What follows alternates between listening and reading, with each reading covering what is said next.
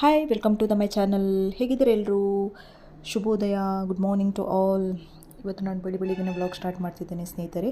ಇವತ್ತು ಈ ವ್ಲಾಗಿನ ಎಂಡಿಗೆ ನಿಮಗೊಂದು ಸರ್ಪ್ರೈಸ್ ವಿಷಯ ಇದೆ. ಅದು ಏನು ಅಂತ ನಿಮಗೂ ಶಾಕ್ ಆಗ್ಬೋದು ಸ್ನೇಹಿತರೆ. ನೋಡಿ, ಇವತ್ತು ನೋಡಿ, ನಾನು ಈಗ ಮನೆಯಿಂದ ಇವಾಗ ಮನೆಯಿಂದ ಹೊರಟಿದೆ ಅಷ್ಟೇ. ಮನೆಯೆಲ್ಲ ಕೆಲಸಗಳನ್ನು ಮುಗಿಸಿ ಮನೆಯಿಂದ ಹೊರಡುವಾಗ ಸ್ವಲ್ಪ ಲೇಟ್ ಆಗುತ್ತೆ. ನಿಮಗೆ ಗೊತ್ತೇ ಇದೆ, ಮನೆ ಲೇಡೀಸಿಗೆ ಸ್ವಲ್ಪ ಮನೆಯಿಂದ ಹೊರ ಬರಲಿಕ್ಕೆ ಸ್ವಲ್ಪನೇ ಕಷ್ಟನೇ. ಯಾಕೆಂದರೆ ತುಂಬ ಕೆಲಸಗಳು ಇರುತ್ತೆ. ಹಾಗಾಗಿ ಸ್ವಲ್ಪ ಎಲ್ಲವನ್ನು ಮ್ಯಾನೇಜ್ ಮಾಡ್ತಾ ನಾವು ಹೋಗಬೇಕಾಗುತ್ತೆ. ಸೊ ಮನೆಯಿಂದ ಹೊರಟ ನಂತರ ನಾನು ಮನೆಯೆಲ್ಲ ಕೆಲಸಗಳನ್ನು ಬದಿಗಿಟ್ಟು ಆಮೇಲೆ ನನ್ನ ಕೆಲಸ ಏನಿದೆ ನಾನು ಅದಕ್ಕೆ ಗಮನ ಕೊಡ್ತೇನೆ. ನೋಡ್ತಾ ಇರ್ಬೋದು ಸ್ನೇಹಿತರೆ, ನಾನು ಬಂದ ನಂತರ ನನ್ನ ಕೆಲಸಕ್ಕೆ ನಾನು ಹೆಚ್ಚು ಕಾನ್ಸಂಟ್ರೇಷನ್ ಕೊಡ್ತೇನೆ. ನೋಡಿ, ಇಲ್ಲಿ ನಾನು ನಿಮಗೆ ನೋಟ್ಸನ್ನು ತೋರಿಸ್ತಿದ್ದೆ. ನಿಮಗೆ ಏನಂತ ಅರ್ಥ ಆಗಲಿಕ್ಕಿಲ್ಲ, ಅದು ಸ್ಟಾರ್ಟಿಂಗ್.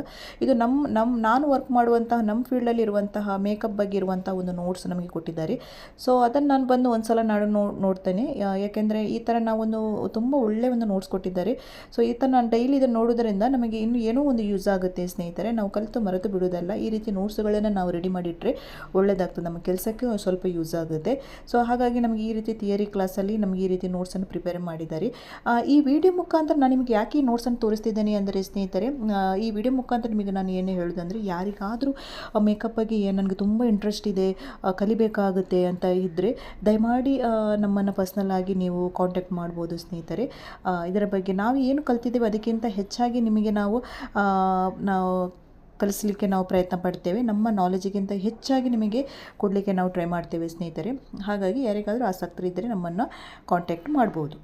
ನೋಡಿ, ಈ ರೀತಿ ಇದೆ. ನೀವು ಮೇಕಪ್ ಅಂದರೆ ಬರೀ ನಾವು ಫೌಂಡೇಶನ್ ಹಚ್ಚಿ, ಲಿಪ್ಸ್ಟಿಕ್ ಹಚ್ಚಿ, ಬ್ಲಷ್, ಹೈಲೈಟರ್ ಈ ಥರ ಹಾಕಿ ಮಾಡೋದಂತ ನೀವು ತಿಳ್ಕೊಬೋದು. ಇಲ್ಲ, ಡೆಫಿನೆಟ್ಲಿ ಆ ಥರ ಇಲ್ಲ, ತುಂಬ ಕಷ್ಟ ಇದೆ. ಸೊ ಅದರ ಬಗ್ಗೆ ನಾವು ಸ್ಟಡೀಸ್ ಮಾಡಿದರೆ ಮಾತ್ರ ಗೊತ್ತಾಗುತ್ತೆ, ಇಷ್ಟೆಲ್ಲ ಇದೆಯಾ ಅಂತ ನಿಮಗೆ ಅನಿಸ್ಬೋದು. ಸೊ ಈ ರೀತಿ ಪ್ರತಿಯೊಂದು ಪ್ರಿಪರೇಷನ್ ಮಾಡಬೇಕಾದ್ರೆ ಪ್ರತಿಯೊಂದಕ್ಕೂ ನಮಗೆ ಥಿಯರಿ ಅನ್ನೋದು ಇದ್ದೇ ಇರುತ್ತೆ. ಸೊ ಈ ರೀತಿ ನಾವು ಸ್ಟಡಿ ಮಾಡಿದ್ರಿಂದ ಮಾತ್ರ ನಾವು ಪರ್ಫೆಕ್ಟಾಗಿ ಒಂದು ಮೇಕಪ್ ಆರ್ಟಿಸ್ಟ್ ಆಗ್ಬೋದು ಅಷ್ಟೇ. ಹಾಗಾಗಿ ತುಂಬ ಕಷ್ಟಪಟ್ಟು ಕಲಿಬೇಕಾಗುತ್ತೆ ಸ್ನೇಹಿತರೆ. ನೋಡಿ, ಈ ರೀತಿ ನಾವು ಅದನ್ನು ನೀಟಾಗಿ ಅರ್ಥ ಮಾಡಿಕೊಂಡು ನಾವು ಓದಿ ಆಮೇಲೆ ನಾವು ಪ್ರಾಕ್ಟಿಕಲ್ ಆಗಿ ನಾವು ಇನ್ನೊಬ್ಬರ ಮುಖಾಂತರ ನಾವು ಇನ್ನೊಬ್ಬರನ್ನ ಸಹಾಯದಿಂದ ಅವರಿಗೆ ಏನು ಬೇಕೋ ಆ ರೀತಿ ಒಂದು ಮಾಡೆಲನ್ನು ತಗೊಂಡು ಅವರಿಗೆ ಈ ರೀತಿ ನಾವು ಪ್ರಿಪೇರ್ ಮಾಡಬೇಕಾಗುತ್ತೆ. ಈ ರೀತಿ ಅವರಿಗೊಬ್ಬರಿಗೂ ಮೇಕಪ್ ಮಾಡಿ ಅವರನ್ನು ರೆಡಿ ಮಾಡಬೇಕಾಗುತ್ತೆ. ಸೊ ನೋಡಿ, ಇಲ್ಲೆಲ್ಲ ತುಂಬ ಇಂಗ್ಲೀಷಲ್ಲಿ ಇದೆ, ಅದು ನಿಮಗೆ ಅರ್ಥ ಆಗಲಿಕ್ಕಿಲ್ಲ. ಕೆಲವರಿಗೆ ಇಂಗ್ಲೀಷ್ ಕಷ್ಟ ಆಗುತ್ತೆ, ನನಗೆ ಅರ್ಥ ಆಗೋದಿಲ್ಲ ಅಂತಿದ್ದರೆ ಕನ್ನಡದಲ್ಲಿ ಕೂಡ ಈ ರೀತಿಯನ್ನು ನಾವು ಟ್ರಾನ್ಸ್ಲೇಟ್ ಮಾಡಿ ನಿಮಗೆ ಕೊಡ್ತೇವೆ.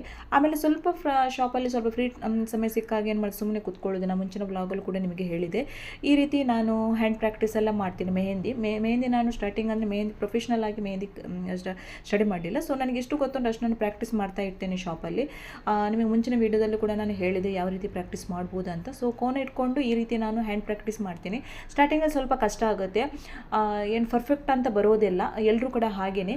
ಸೊ ಕಲಿತು ನಂತರ ಆಮೇಲೆ ನಿಮಗೆ ಕರೆಕ್ಟ್ ಆಗುತ್ತೆ. ಆಮೇಲೆ ನನ್ನ ಕೆಲಸಗಳೆಲ್ಲ ಆದ ನಂತರ ನಿಮಗೆ ತುಳಸಿ ಹಬ್ಬದ ನಾನು ವೀಡಿಯೋಸ್ ಮಾಡಿಲ್ಲ. ಸೊ ಸಿಂಪಲ್ಲಾಗಿ ನಮ್ಮ ಮನೆಯಲ್ಲಿ ಸೆಲೆಬ್ರೇಷನ್ ಮಾಡಿದ್ವಿ ನಾವು.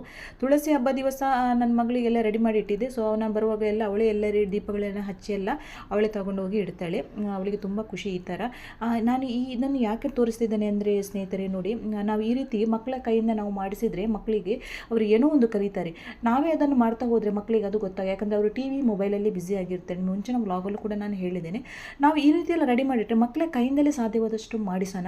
ಯಾಕೆಂದರೆ ಅವರು ಅದರಿಂದ ಕಲಿಬೇಕು. ನಮ್ಮ ಸಂಸ್ಕೃತಿ, ನಮ್ಮ ಧರ್ಮ ಶಿಕ್ಷಣ ಏನಿದೆ ಅದನ್ನು ಅವರ ಜೀವನದಲ್ಲಿ ಅವರು ಅಳವಡಿಸಲಿಕ್ಕೆ ನಾವು ಅವ್ರನ್ನ ಬಿಡಬೇಕು. ಆಮೇಲೆ ಸ್ವಲ್ಪ ಏನಿದೆ, ಸ್ವಲ್ಪ ನಾವು ಪಟಾಕಿ ತಂದಿದ್ರೆ ಅದನ್ನು ಹಚ್ಚಿದ್ರೆ ಅದನ್ನು ತುಂಬ ಖುಷಿ ಆಗುತ್ತೆ.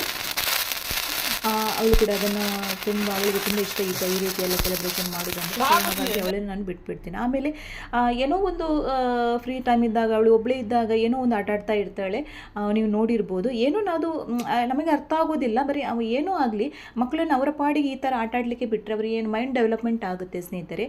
ಸೊ ನಾನು ಕೂಡ ಹಾಗೆ ಅವಳ ಪಾಡಿಗೆ ಬಿಡ್ತೇನೆ. ಯಾಕೆಂದರೆ ಮೊಬೈಲಿಂದ ಹೊರ ತರಬೇಕಂದ್ರೆ ಈ ರೀತಿ ಮಕ್ಕಳ ಕೈಯಿಂದ ಆಟಾಡಿಸಿದರೆ ಅವರು ಏನೋ ಒಂದು ಆಟಾಡ್ತಾ ಇರ್ತಾರೆ, ಅವರಿಗೊಂದು ಏನೋ ಖುಷಿಯಾಗಿರುತ್ತೆ. ಸೊ ಆದಷ್ಟು ಮೊಬೈಲಿಂದ ಮಕ್ಕಳನ್ನು ದೂರವಿರಿಸೋಣ. ಮಕ್ಕಳು ಈ ರೀತಿ ಆಟಗಳನ್ನು ಅವರ ಕೈಯಿಂದ ಮಾಡಿಸುತ್ತಾ ನಾವು ಸಾಧ್ಯವಾದಷ್ಟು ಹೆತ್ತವರು ಇದಕ್ಕೆ ಈ ಆಟಗಳಿಗೆಲ್ಲ ಪ್ರೋತ್ಸಾಹ ಕೊಡೋಣ ಸ್ನೇಹಿತರೆ.